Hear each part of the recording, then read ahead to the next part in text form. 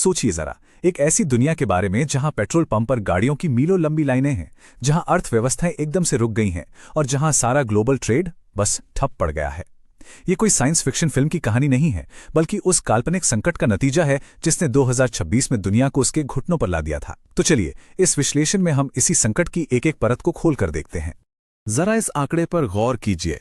दुनिया भर में जितना भी तेल समंदर के रास्ते भेजा जाता है, उसका 1/4 हिस्सा यानी कि 25% बस एक ही रास्ते से होकर गुजरता है।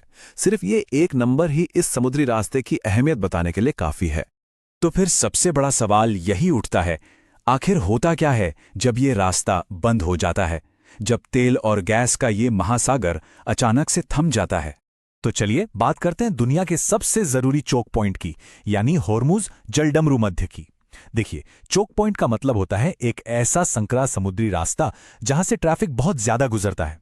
अगर ये बंद हो जाए तो असर पूरी दुनिया पर पड़ता है, और यही वजह है कि सिर्फ 21 मील चौड़ा ये रास्ता हर किसी के लिए इतनी अहमियत रखता है। इसके आंकड़े सच में चौंकाने वाले हैं। हर रोज लगभग 2 करोड़ बैरल कच्चा तेल और दुनिया की 20% लिक्विफाइड नेचुरल गैस, मतलब वो कुदरती गैस जिसे बहुत ठंडा करके लिक्विड बनाया जाता है ताकि बड़े बड़े जहाज़ों में उसे ले जाया जा सके, इसी संकरे से रास्ते से होकर निकलती हैं। ये एक तरह से पूरी दुनिया की एनर्जी की लाइफलाइन है। तो इस रास्ते पर सबसे ज्यादा निर्भर कौन है? खैर, आंकड़े बिल्कुल साफ हैं। 2024 के शिपमेंट्स का 84% हिस्सा सीधा एशियाई बाजारों में गया। इससे पता चलता है कि चीन, भारत, जापान और दक्षिण कोरिया जैसे देशों की ऊर्जा सुरक्षा कितनी नाजुक तरीके से इस एक रास्ते से जुड़ी हुई है। और फिर 2026 में वो हो गया जिसका सबको डर था। ईरान ने जवाबी कार्रवाई करते हुए ग्लोबल ट्रेड के इस सबसे अहम रास्ते को बंद कर दिया और पूरी दुनिया में हड़कंप मच गया। मामला बहुत बहुत तेजी से बिगड़ा।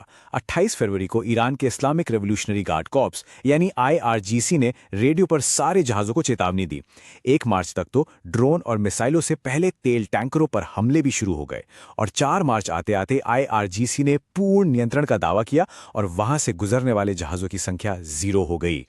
और ये हमले किसी को भी निशाना बना रहे थे, किसी को बख्शा नहीं जा रहा था। पलाव के झंडे वाले एक तेल टैंकर से लेकर पनामा के एक बल्क कैरियर और यहां तक कि UAE की एक छोटी सी टग बोट तक हर तरह के अंतर्राष्ट्रीय जहाज़ों को निशाना बनाया गया। इसका आर्थिक असर वो तो फौरन और बहुत भयानक था।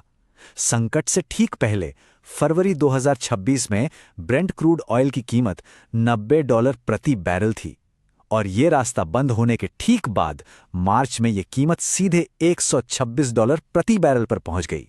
तो सवाल ये उठता है कि ईरान ने इतना बड़ा, इतना खतरनाक कदम आखिर उठाया क्यों? इसकी जड़ 2026 के ईरान युद्ध में थी।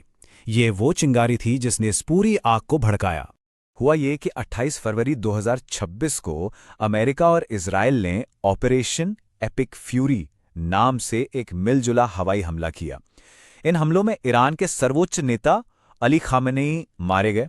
ईरान ने इसके जवाब में अमेरिकी ठिकानों और इजरायली शहरों पर मिसाइलों की बौछार कर दी, और इसी जवाबी कार्रवाई के तहत हुर्मुज जलडमरू मध्य को बंद कर दिया गया। लेकिन देखिए, यह समझना बहुत जरूरी है कि यह सब कुछ अचानक नहीं हुआ। यह दशकों से चल रहे एक छद्म युद्ध, एक शैडो वॉर का नतीजा था, जो अब साइबर दुनिया से निकलकर असली जंग के मैदान में आ गया था। इसका एक बहुत बड़ा उदाहरण है ऑपरेशन ओलंपिक गेम्स। ये 2000 के दशक के आखिर में अमेरिका और इजराइल का चलाया हुआ एक गुप्त साइबर ऑपरेशन था। इसमें स्टक्सनेट नाम के कंप्यूटर वायरस का इस्तेमाल करके ईरान के परमाणु कार्यक्रम को तबाह किया गया था। इस संकट में लड़ाई के तरीकों में एक बहुत बड़े बदलाव को भी सामने ला दिया। एक तरफ था स्टक्सनेट जैसा साइबर हमला, जहां दुश्मनों को पता भी नहीं चलता था और छिपकर एक कोड के जरिए उनके उपकरण अंदर से ही नष्ट कर दिए जाते थे।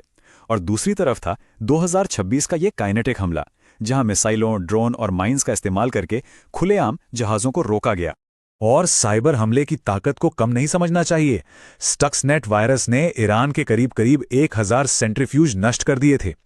ये वो हाईटेक मशीनें होती हैं जो यूरेनियम को बहुत तेजी से घुमाकर परमाणु कार्यक्रम के लिए उसे और शक्तिशाली बनाती हैं। मतलब सोचिए, एक कंप्यूटर वायरस ने असल दुनिया में इतनी बड़ी तबाही मचा दी थी। और पता है, इस छद्म युद्ध का एक मनोवैज्ञानिक पहलू भी था। जैसा कि ऑपरेशन ओलंपिक गेम्स में शामिल एक व्यक्ति ने गुमनाम रहते हुए कहा था, मकसद ये था कि उनकी विफलताएं उन्हें मूर्ख महसूस कराएं, और हुआ भी बिल्कुल ऐसा ही।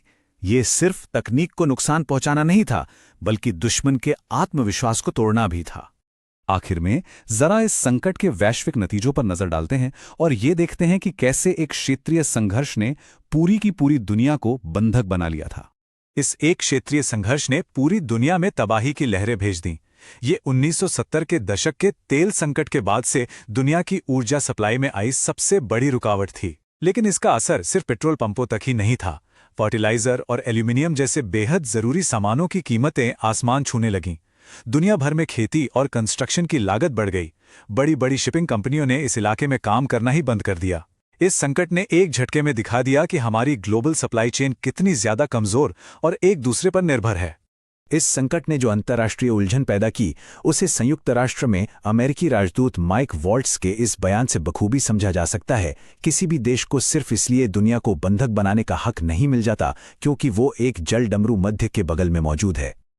और ये पूरा विश्लेषण हमें एक बहुत बड़े और अहम सवाल पर लाकर छोड़ देता है। आज की इस पूरी तरह से जुड़ी हुई दुनिया में क्या कोई भी संघर्ष वाकई में स्थानीय हो सकता है?